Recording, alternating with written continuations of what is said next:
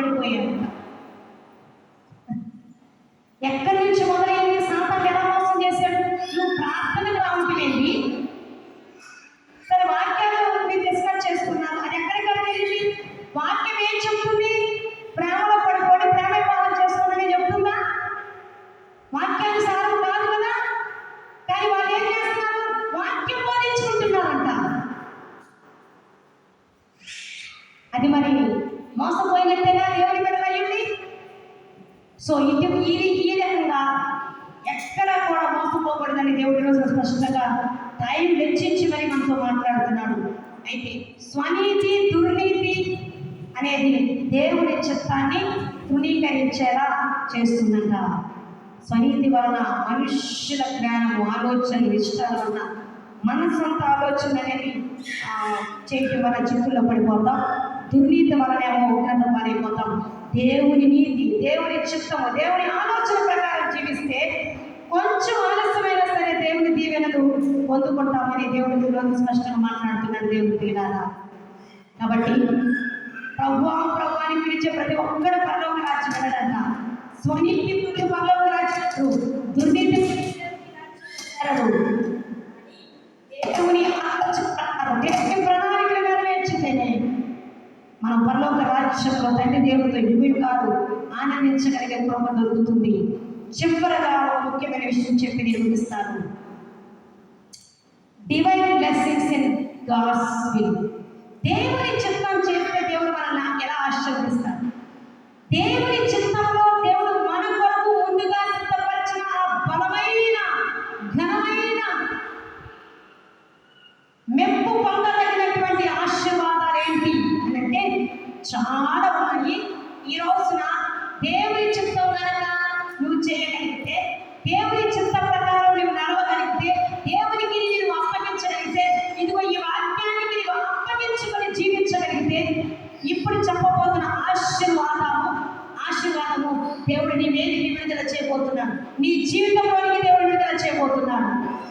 ఏమిటి ఆ ఆశీర్వాదము అని అంటే, నిన్ను హెచ్చిస్తాడట, నిన్ను గొప్ప చేస్తాడట, నిన్ను ఘనపరుస్తాడట. దేవుని చిత్త ప్రకారం జీవించే వాళ్ళని దేవుని లోకములో హెచ్చిస్తాడు, గొప్ప చేస్తాడు, ఘనపరుస్తాడు. అందరూ చూస్తూ ఉండగా ఘనపరుస్తాడు. లోకమంతా చెప్పుకునేటట్టుగా ఆశీర్వదిస్తాడు. నీవు దేవుని చిత్తం చేయడం వలన నీ కుటుంబాన్ని కూడా లోకమంతటి ఎదుట హెచ్చించి ఆశీర్వదిస్తాడు. నీ పిల్లల తరాలను దేవుడు ఆశీర్వదిస్తాడు. బైబిల్లో ఒక వాక్యం చదువుకున్న ఒక వ్యక్తిని జ్ఞాపకం చేసి నేను ముగించేస్తాను. హెబ్రీలకు రాసిన పత్రిక 1వ అధ్యాయం 9వ వచనం చూస్తే, నీవు నీతిని ప్రేమించి దుర్నీతిని ద్వేషించితివి కనుక నీ చుట్టూ ఉన్నటువంటి సహోదరుల కంటే, నీ చెలికాల కంటే నిన్ను ఆనంద తైలముతో దేవుడు హెచ్చించి ఉన్నాడు. ఆనంద తైలముతో నిన్ను అభిషేకించాడు అని రాయబడింది. ఇది యేసుక్రీస్తు ప్రభువాన్ని ఉదాహరణ తీసుకోవచ్చు. అలాగే ఈ రోజున ఆ ఒక గొప్ప వ్యక్తిని, భక్తుడిని జ్ఞాపకం చేస్తున్న అతని పేరు దావీదు. దావీదు కూడా తన జీవితంలో దేవుని చిత్తానికి ప్రాధాన్యత ఇచ్చాడు. దేవుని చిత్తానికి తన జీవితాన్ని దేవునికి అప్పగించుకున్నప్పుడు, దేవుని చిత్తానికి అప్పగించుకున్నప్పుడు దేవుడు దావీదును తన సహోదరులందరికంటే, ఆ కాలంలో ఉన్న రాజులందరికంటే హెచ్చించాడు, ఘనపరిచాడు. అతని గురించి రాయబడిన మాట కీర్తనలు 40వ అధ్యాయము 8వ వచనంలో చూస్తే ఇక్కడ రాయబడి ఉంటుంది. కీర్తన 48. నీవు నీతిని ప్రేమించి భక్తిహీనతను ద్వేషించితివి కనుక నీ చెలికాండ్రందరికంటే దేవుడు ఆనంద తైలముతో నిన్ను అభిషేకించాడు, వారికి హెచ్చించాడు అని రాయబడి. భక్తిహీనతన దుర్నీతన ఒకటే చెప్పుకున్నాక అన్రైచియస్నెస్ ఆర్ వికెడ్నెస్. దావీదంట తన జీవితంలో దేవుని నీతిని వెతికాడు.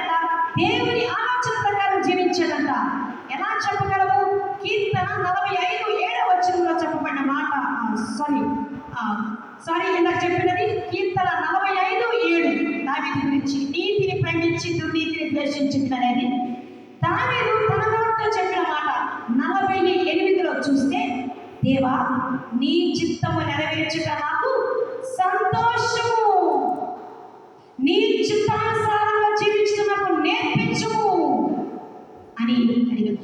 దావీదు రోజుకి 3 సార్లు వాక్యాన్ని ధ్యానిస్తూ ప్రార్థన చేసేవాడు. రోజుకు 7 సార్లు సంపూర్ణంగా దేవుని స్తుతించేవాడు. దేవుని ఆలోచన అడుగుతూ దేవుని చిత్త ప్రకారం చేస్తూ జీవించాడు తన జీవితాంతం కూడా. దేవుని చిత్తం చేస్తే ఓటమి లేదు, చేయ జీవితమే. నీవు నేను జయించాలి అని దేవుడు హృదయవాంఛ. అది దేవుని చిత్తం చేస్తేనే సాధ్యమవుతుంది. ఇది ఏ శత్రువు భూమి మీద జయించకూడదు అని అంటే, నీ ఎదుట ప్రతి శత్రువు ప్రతి ఆటంకము నీకు దండం పెట్టాలంటే, నీ కాళ్ళ దగ్గరికి రావాలి అని అంటే, దేవుని చిత్త ప్రకారం జీవిస్తే, దేవుని ఆలోచనకు నిన్ను నువ్వు అప్పగించుకుంటే చాలు. అయితే దేవుని చిత్తం చేసేటప్పుడు సాధారణంగా ఉండదు. కొన్నిసార్లు కష్టతరంగా ఉండవచ్చు, శ్రమలు రావచ్చు, నిందలు రావచ్చు, అవమానాలు రావచ్చు. బట్ వాటన్నిటిని జయించే శక్తి దేవుని చిత్తం చేసే వారికి మాత్రమే దేవుడు చేస్తాడు. ఇక్కడ దావీదు దేవుడు హెచ్చించాడు. దావీదు తన తల్లిదండ్రులు కాదు, తన సహోదరులు కాదు, సమాజంలో లెక్క చేయగా, కానీ దేవుని చిత్తం ప్రకారం జీవిస్తున్నాడు. దేవుని చిత్తమే ఆయనకి ఇష్టమైనట్టు బ్రతుకుతుంటే దేవుడే తనని వెతుక్కొని వెళ్ళి మరి ఆనంద తైలంతో అభిషేకించాడు, రాజుగా అభిషేకించాడు, తన సహోదరులు తన తండ్రి ఎదుట అభిషేకించాడు, సమాజం ఎదుట అభిషేకించాడు. అందరూ చూస్తూ ఉండగా ఆయన టైం రాగానే సింహాసనం మీద రాజుగా ఉండేటందుకు హెచ్చించాడు. దావీదు కష్టపడి నేర్పేది, దేవా నీ చిత్తం నెరవేర్చడం నాకు నేర్పించు, నీ చిత్తం నెరవేర్చడం నాకు సంతోషమని తన జీవితాన్ని దేవుని చిత్తానికి అప్పగించుకున్నాడు. దేవుని ఇష్ట ప్రకారం జీవించడానికి, దేవుని ఆలోచన ప్రకారం చేయడానికి అప్పగించుకున్నందున దావీదును సాధారణంగా ఈ లోకంలో బ్రతకనీయలేదు, సాధారణమైన వ్యక్తిగా దేవుడు నిరూపించలేదు, ఒక రాజుగా నియమించేశాడు.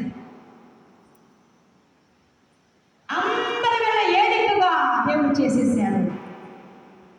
ఏం కష్టపడ్డాడు, కొన్ని పోరాటాలు వచ్చాయి, శత్రువులు వెంటబడ్డారు, ఏవి కూడా దావీదును ఓడించలేకపోయాయి. ఎందుకంటే అతను దేవుని చిత్తంలో ఉన్నాడు, దేవుని చిత్తము చేస్తూ ఉన్నాడు. ఈ రోజున దేవుని చిత్తంలో ఉన్న దీవెన మనం గుర్తుపట్టాలి. ఈ మాటలు మాట్లాడుతున్నానికి కారణం దేవుని చిత్తంలో పక్కాగా ఉన్నావు బిడ్డ. అయితే దేవుని ఆలోచన ఏదో, దేవుని ప్రణాళిక ఏదో నీ పట్ల నువ్వు స్పష్టంగా గుర్తుపట్టాలని, తెలుసుకోవాలని, మోసపోకూడదని దేవుడు కోరుకుంటున్నాడు. వీటన్నిటికంటే మరి ముఖ్యంగా నువ్వు దేవుని చిత్తానికి అప్పగించుకుంటే కనుక, దాన్ని నువ్వు సంతోషిస్తూ ఉంటే కనుక, ఇదిగో దావీదు వలె ఆడ మగ తేడా లేదు, ఎవరైనా సరే దేవుని చిత్తానికి అప్పగించుకుంటే ఇదిగో దావీదు లాగా లోకమంతటి ఎదుట హెచ్చించడానికి దేవుడు ఇష్టపడుతున్నాడు. దేవుని పిలుపులో నీవు ఏమైనావు, నీ పిలుపుని బట్టి దేవుడిని హెచ్చించడానికి దేవుడు ఇష్టపడుతున్నాడు. దేవుడు ఆ నిర్ణయానికి వచ్చేసాడు. ఇది ఆయన జగత్తు పునాది వేయబడక ముందే నిర్ణయం చేశాడు. నిన్ను లోకము ఎదుట కనపరచాలని, నిన్ను నీ బంధువులు ఎదుట హెచ్చించాలని, నిన్ను నీ కుటుంబంలో నిన్ను మాత్రమే కనపరచాలని. అందుకే రోజున ఆయన హృదయపూర్వకంగా మాట్లాడుతున్నాడు. నా ప్రియ కుమారుడు, నా ప్రియ కుమార్తె, నా ప్రియ దేవుని సేవకులారా, నా ప్రియ పిల్లలారా, నా చిత్తము మొదట వెతకండి, నా రాజ్యం నా నీతిని మొదట వెతకండి. కొట్టుకు దుర్నీతికి పోవడం, నా చిత్తములో క్షేమం ఉంది, భద్రత, సమాధానం, దీవెనుంది. అది మనం మరణించేటంత వరకు కూడా పర్మనెంట్ బ్లెస్సింగ్స్ భూ సంబంధంగా ఉంటే, ఇంకొక ముఖ్యమైన ఆశీర్వాదము పర సంబంధమైనవి ఉన్నాయి. భూమి మీద మనము దేవుని చిత్తాన్ని నెరవేర్చినప్పుడు పరలోకంలోనే ప్రవేశించడమే కాదు, పరలోకంలో కూడా దేవుడు మనకిచ్చిన ఆధిక్యతలను అక్కడ కూడా పరలోకముకు చేరిన పరిశుద్ధులందరి ఎదుట ఆయన కనపరుస్తాడు, గొప్ప చేస్తాడు, హెచ్చిస్తాడు. ఈ రోజున దేవుని దేవాలయను అంటున్నారా? దేవుని చిత్తాన్ని గుర్తుపట్టినట్లుగా పరిశుద్ధాత్మ దేవుడు మనందరికీ సహాయం చేయడు కాక. దేవుని చిత్తం మాత్రమే మన విషయంలో, మన బిడ్డలు, మన భర్తలు, కుటుంబాల విషయంలో, సంఘం పట్ల దేవుని చిత్తం ఏమైనదో సమస్తము ప్రకారమే జరిగించినట్లుగా పరిశుద్ధాత్మ దేవుడు మనందరికీ నిజముగా దేవుని చిత్త పిలువన్న సేవకులకు సంఘాలయంగా దేవుడు నెరవేర్చు. ప్రార్థన చేసుకుందామా? కొంచెం ఆయన చిత్తానికి అప్పగించుకున్నామా? ఇంత దీవెన ఉందా, ఇంత క్షేమం ఉందా ప్రభువా నీ చిత్తంలో? అయ్యో ఇప్పటిదాకా నా ఆలోచన, నా ఇష్టము చేస్తూ వెళ్ళాను, కూడా మంచిదే కదా అని వెళ్ళాను. ప్రభువా నీ చిత్త ప్రకారం నడిపించవా? దావీదులాగా అడుగుతాం, దేవా నీ చిత్తానుసారంగా నడవటం నాకు నేర్పించవా? నీ చిత్తము నెరవేర్చడం మాకు సంతోషము. ప్రార్థన చేసుకుందాం. హల్లెలూయా. మన మధ్యలో ఉన్నటువంటి జ్యోతి అంటే వచ్చి వాక్యము నిమిత్తం ప్రార్థన చేస్తారు.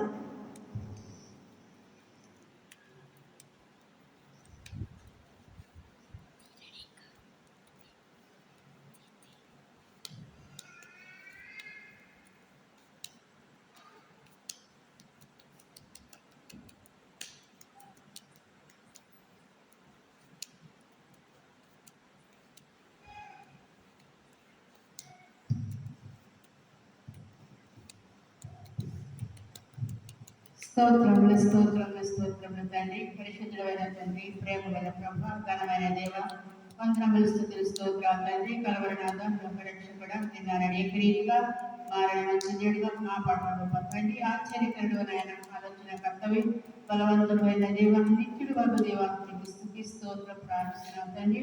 పాపులమైన మా కొరకు పరలోకం నుండి భూలోకానికి మనిషి కుమారుడుగా వచ్చి రక్తంగా రక్షణించిన గొప్ప దేవుడు స్తోత్రం తండ్రి. మేమంతా మీ చేతి పని, మీరు మేము వీళ్ళము, మీరు పాలించే ప్రజలమై ఉన్నందుకు మీకు కృతజ్ఞతాస్తుతులు చెల్లించుకుంటున్నాం తండ్రి.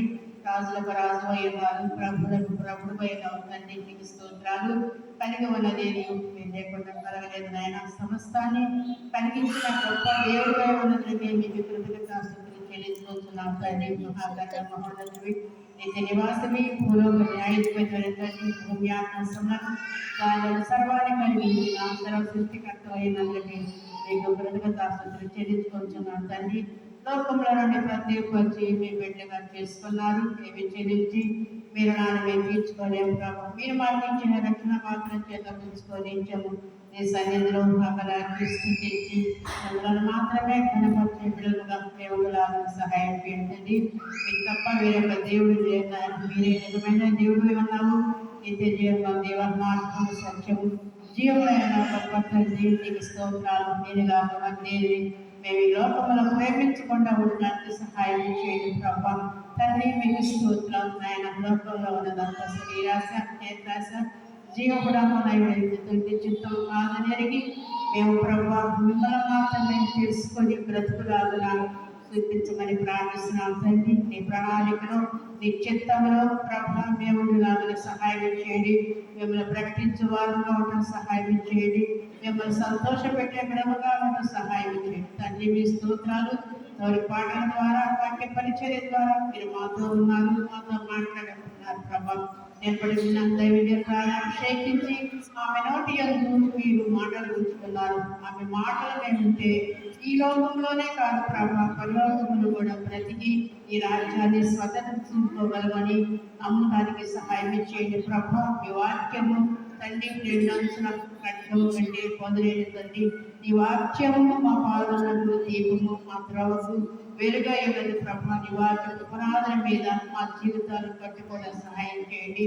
అలాగే నాయన మా పట్ల మీ చిత్తం ఏమైనదో మేము తెలుసుకోవటానికి, మేమేమై ఉన్నామో తెలుసుకోవడానికి ప్రభా నాయన మాకు జ్ఞానం దయచేయండి ప్రభా. ఏ రీతిగా మేము ఉన్నామో నిన్ను ప్రభా, ఏ రీతిగా స్తుతిస్తున్నామో, నువ్వు ఏ రీతిగా మేము అంగీకరించామో తండ్రి నాయన విడిచిపెట్టకుండా ప్రభా నాయన హత్తుకునే బిడ్డగా సహాయం చేయండి. జారిపోకుండా, పడిపోకుండా మీ చిన్ననైన మార్గంలో మేము ఎంచుకున్నట్లు సహాయం చేయండి ప్రభా. నీకు స్తోత్రాలు వందనాలు ప్రభు నాయన సాయం చేయండి. మరియు నాయన ఈ కోరిక వచ్చిన వారిని బట్టి స్తోత్రాలు వందనాలు ప్రభు సాయం చేయండి. అల్పరాలు దేవ అజ్ఞానాలు ఎందుకు చేసుకున్నారు నామవస్త్రాలుగా జీవించి కృపవర్ధనకు సహాయం చేయమని ప్రార్థిస్తున్నాను తండ్రి. నీకు స్తోత్రాలు ఈ అవకాశం ఇచ్చిన పాస్టర్ గారికి నాయన తన భర్త బిడ్డల బట్టి మీకు స్తోత్రాలు చెల్లించుకుంటున్నాను తండ్రి. నాయన వారి పరిచర్య భాగం అంతా ప్రభా అభివృద్ధి పరచబడటానికి సహాయం చేయండి. ఎందుకంటే ప్రభా మీ పరిచర్యలోను నా తండ్రికి లాంఛాలు ఇస్తాడులో తోడ్పట్లలోను ప్రభా పిల్లలకి ప్రభా విరిచారు తండ్రి తలందు.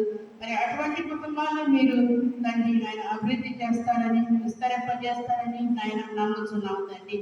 నేను నమ్మిన బిడ్డలను ఏడను విడవని ఎడమాయి దేవుడిపై ఉన్నావు ప్రభా. నీకు స్తోత్రాలు వందనాలు. మరి కుటుంబాన్ని కట్టుకొని నీకు ప్రభా ప్రత్యేకంలో ఎన్నుకున్నావు తండ్రి. ఆయుష్బలమ శక్తి పిల్లలు కలిగించండి. ఏ విషయంలో కూడా వధువు లేకుండా నాయన వారికి మీరు సహాయం చేయమని ప్రార్థిస్తున్నాం తండ్రి. నీకు వందనాలు నా తండ్రి. స్తోత్రాలను ప్రార్థిస్తూ అల్పరాలు అజ్ఞానాలు ప్రభా నా తండ్రి ఎన్నిక చేసుకున్నావు మరి తండ్రి. నీకు స్తోత్రాలు తండ్రి.